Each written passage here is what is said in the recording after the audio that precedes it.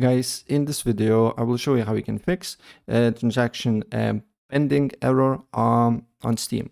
So without further ado, let's get started. Keep in mind that if your money has been deducted from your account, wait a couple of days. And if the money is not back on your account, just contact the support.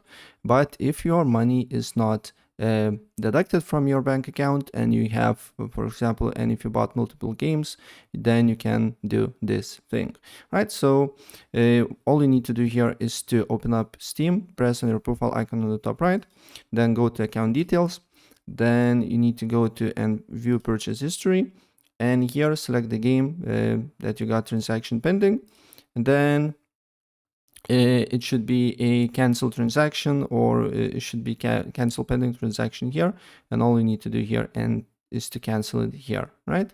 And yeah, that's pretty much it. And if I help you out, please press like button and subscribe for more. Take care. Bye.